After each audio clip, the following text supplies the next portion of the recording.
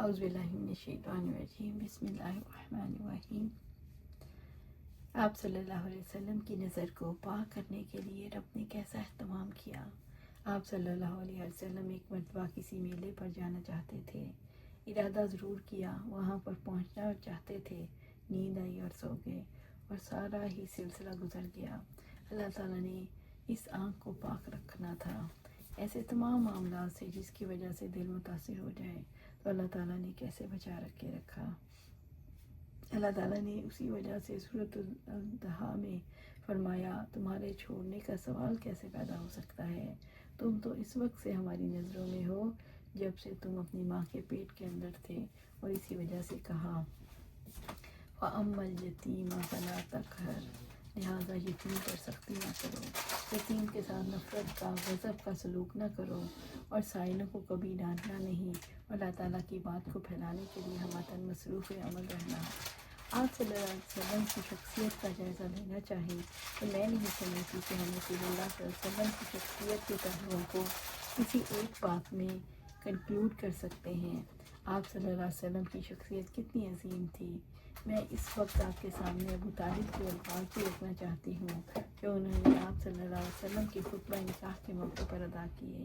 جب آپ صلی اللہ علیہ وسلم کا نکاح حضرت خدیجہ رضی اللہ تعالیٰ عنہ کے ساتھ ہو رہا تھا، اس وقت انہوں نے کہا، میرے بھتیجے محمد بن عبداللہ کا مقابلہ جس شخص سے بھی کیا جائے، یہ شرافت، نجابت، بزرگی اور عقل میں اس سے بڑھ جائے گا۔ یعنی محمد صلی اللہ علیہ وسلم سے آگے نہ کوئی عقل میں آگے ہے، نہ شرافت میں، نہ بزرگی میں، اور بزرگی کس عمر میں؟ یہ 25 برس کے محمد صلی اللہ علیہ وسلم ہیں۔ انہوں نے کہا، خدا کی قسم اس کا مستقبل عظیم ہوگا، اس کا رتبہ بلند ہوگا۔ ابو طالب تو نہیں جانتے تھے کہ محمد صلی اللہ علیہ وسلم کے ساتھ کیسے حالات پیش آنے والے ہیں، پھر کس وجہ سے انہوں نے یہ بات کہی، کس بنیاد پر؟ آپ صلی اللہ علیہ وسلم کی پرکشش شخصیت کی بنیاد پر۔ یہ آپ صلی اللہ علیہ وسلم کی شخصیت ہے جس کی وجہ سے ابو طالب جیسی شخصیت نے بھی آپ صلی اللہ علیہ وسلم کے حق میں یہ الفاظ کہے۔ اللہ کے رسول صلی اللہ علیہ وسلم کو جب نبی بنایا گیا، تو آپ صلی اللہ علیہ وسلم کو جب اللہ تعالیٰ نے منتخب کیا، جب آپ صلی اللہ علیہ وسلم مجتبی بنے، جب آپ صلی اللہ علیہ وسلم مصطفیٰ بنے، جب آپ صلی اللہ علیہ وسلم رسول اللہ بنے، تو یہ صرف آپ صلی اللہ علیہ وسلم کی رسالت نہیں تھی۔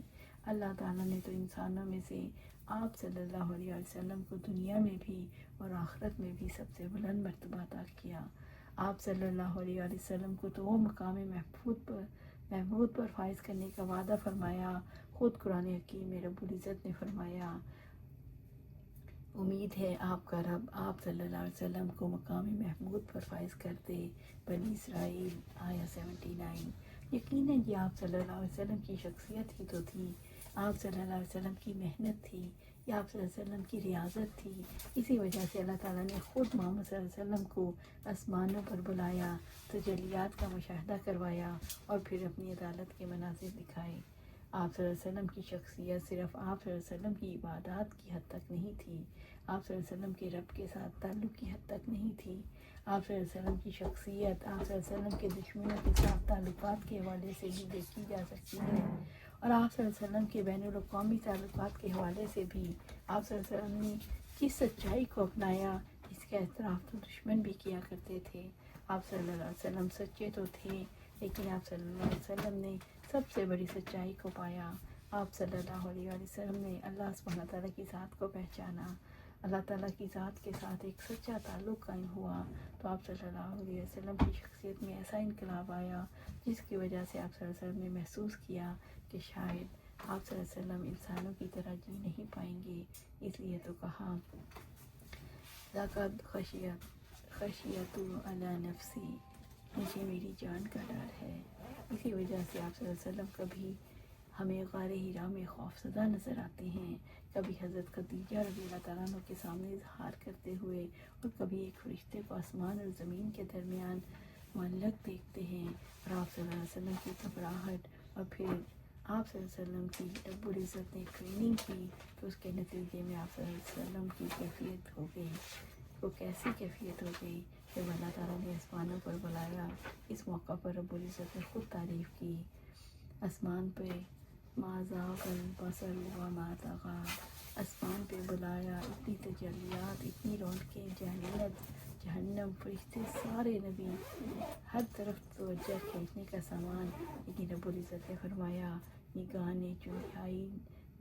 ना चुंधियाई, ना अपनी हद से मुतजाविज़ हुई। अल्लाह सुब्हानहू व तआला से दुआ है हमें आप सल्लल्लाहु अलैहि वसल्लम के नक्श कदम पर चलने की, आपके उसवे की पर अमल करने की, इत्तिबा करने की तौफीक अता फरमाए।